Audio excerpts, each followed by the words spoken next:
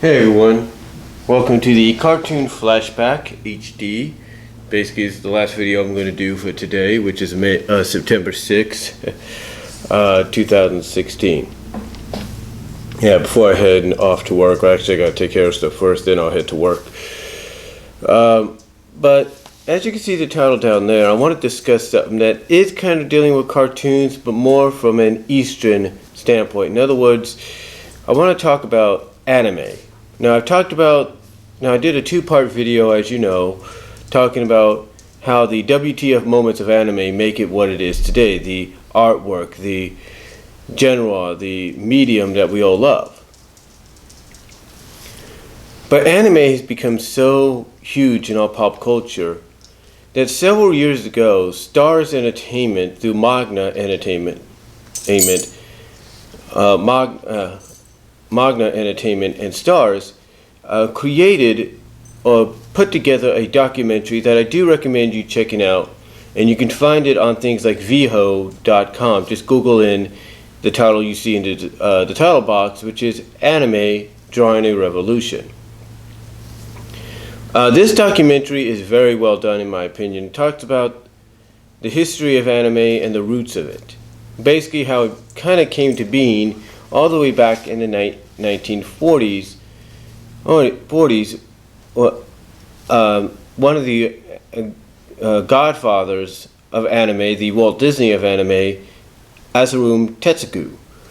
Tetsuku had been known, as I probably pretty much mentioned in my two-part video.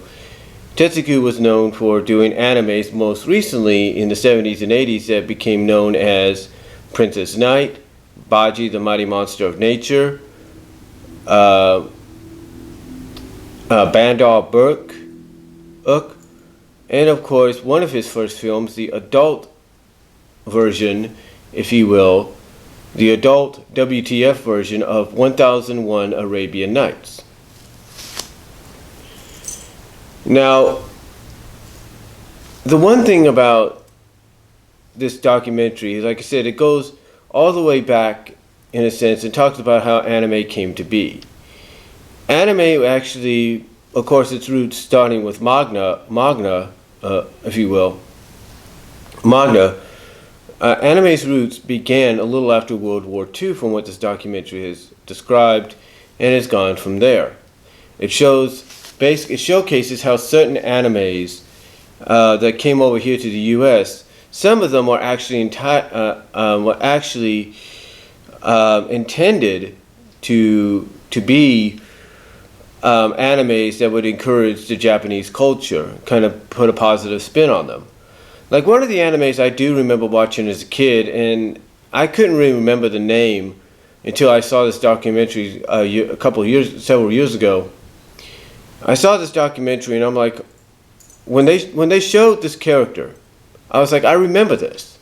Because one of the stations here in the Bay Area, Coffee 20, when it was known as Coffee 20, one of its primary showcases would be anime, along with another station called Channel 26. I think it was, I don't know if that was Coffee as well, or was something. It became a Chinese network, or Chinese channel. Anyway, I remember these shows on there in reruns. And when they showed Gigantor, which was the robot I'm talking about, I was like, or the anime I'm talking about, I was like, wow. You know, I couldn't remember because I'd seen so much as a kid as far as cartoons and anime go. But I had no idea, I couldn't remember the name of one of those animes with robots. And Gigantor I do remember watching, because when I saw it, like I said, they're presenting it on the documentary, it was like, it's unbelievable.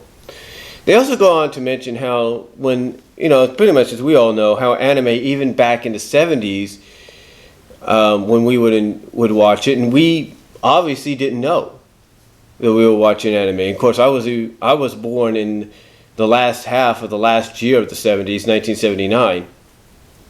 Basically in July of that year. So I didn't really know much about it. I didn't even know that Gatchaman, Battle of the Planets, if you will, was brought over here to the U.S. in the early to mid 70s via NBC, and then brought back via WTBS in the mid 80s as G-Force. And what's interesting about this? What's interesting about this is how they basically talk about how certain things were added in to be like Deus Ex Machinas, if you will. Like, you know, when they brought Battle of the Planets over here, you know, brought Gatchaman over here, called it Battle of the Planets, and then later on G-Force. I don't know if they had the robot that they did back in the NBC broadcast. Apparently, it sounds like they did. I'm not really sure, but you could tell it was done by Hanna-Barbera, the robot. So, anyway, this robot would always be a Deus Ex Machina. And he would always explain how, you know, G-Force, the Gatchaman, if you will, would always return to, you know, would always come back in some way. Like, I guess they showed some kind of clip from an episode where they turned into something. I don't know what it was. And he basically assured everybody, oh, don't worry, they're going to return back, they'll resume their normal shapes within 24 hours. And if you watched this show in Japan, you pretty much knew that wasn't the case. You pretty much knew that every episode, just like here in the U.S., was kind of non-continuity, non-canon to each other. It's like, it was basically like the OVA of the day for them when it came to Gatchaman. So it was really unique, though, like I said, to find out a lot of these aspects, how certain things got switched over, especially as early as the 70s. You know, because, you know, something like with Gatchaman, you would have characters dying or being injured or turning into things that pretty much said that was it, that was the end of them. And that when it came over here to the U.S., that wasn't the case. So yeah, it was, you know, this documentary really dives into a lot of how anime has become what it is today and how much it's influenced a lot of movies, even as early as the 80s, like with Blade Runner and stuff, and that it was actually movies like Star Wars which really helped anime become, you know, get the jump start it needed back in the late 70s and 80s, and gave us what we had. You know, they even do, I mean, one of the things that they do here is they do case studies with 3 certain subjects as a case study: Transformers, 300, and Teenage Mutant Ninja Turtles. The reason they put those out is to show the influence that manga and anime has had here in America. You know, Transformers, we know, is an American, you know, well, it's not an American show. We know it was originally created in Japan through Takara and all that. But the series itself, the cartoon series, was developed here in the U.S. The animation, though, anime inspired, was done in Japan. You know, so that was a great study right there. And then they talk about how 300 was basically a frame-by-frame adaptation of the graphic novel, the manga, of the American manga graphic novel of the same name, and how anime and manga kind of inspired that. They talk about how Teenage Mutant Ninja Turtles has gone on to be one of the biggest successful franchises of all time, and that it was inspired by Japanese anime, by Japanese culture. So it's really unique to how they kind of delve into all the aspects of how influential anime and manga have been. They even talk about how in the 90s and 2000s, anime hit that big television explosion that it did with Pokemon, Yu-Gi-Oh!, Digimon, even some of the Adult Swim Toonami stuff like Ghost in the Shell, the Ghost in the Shell anime series, Cowboy Bebop, things like that. Dragon Ball, you name it. And it's really great to hear about that. And it's also I like how it's very knowledgeable at the fact that there were anime movies that came out in theaters, they just didn't do so well. And, they acknowledge how Akira came out, and even though it was a mild success, it didn't do the success or numbers people wanted back in the late 80s. Same with Ghost in the Shell. Same with Ninja Scroll. So, they didn't do the numbers people were hoping. They were just basically anime movies that were there, I guess, to fill in empty spaces at theaters, or the voids left at theaters at the time frames of their release. But they did acknowledge that they didn't get the recognition that they're getting now, which is amazing, really amazing. And they talk about how Akira has this multi-plane kind of technology that you didn't really see that much back in the 80s. I mean, yeah, you could say Disney kind of created that with some of his classic animation, and he did, but he didn't take it to the depths that the movie like Akira did.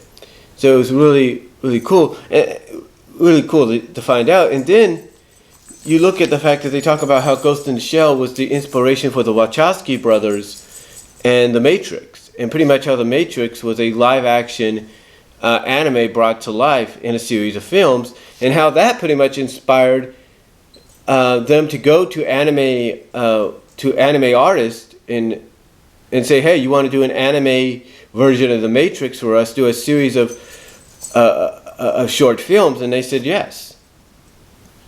They basically, overall, what this documentary does is show you the influence that anime has had on the U.S., the world, and vice versa.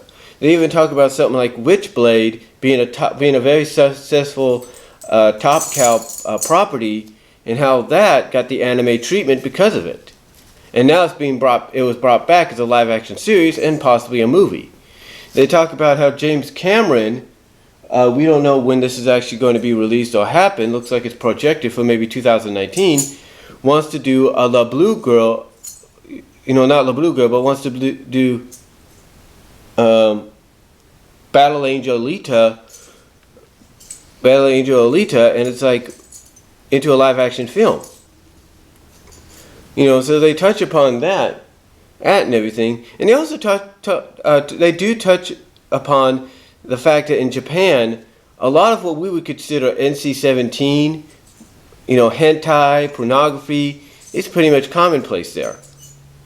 They do hint at that. They do say it's kind of pretty much commonplace.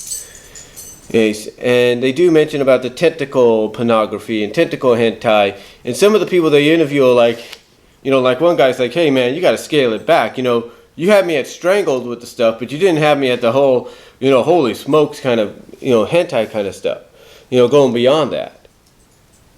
So, they really, like I say, they delve into everything that has made anime what it is today. They've delved into the inspiration that anime has given to the Western audience and beyond, and vice versa. And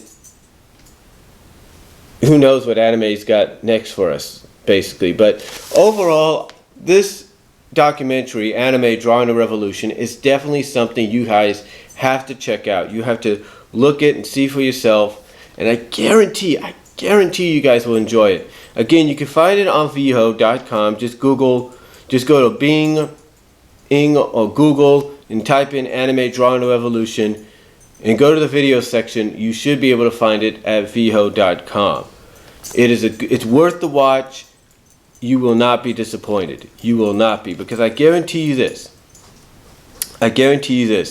It's an anime worth watching, worth enjoying.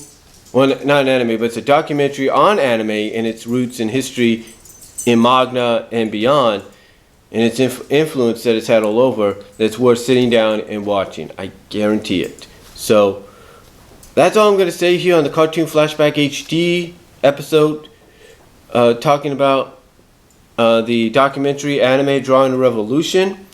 I hope you guys enjoyed it. Let me know what you think down below. Comment if you like, and I'll talk to y'all later.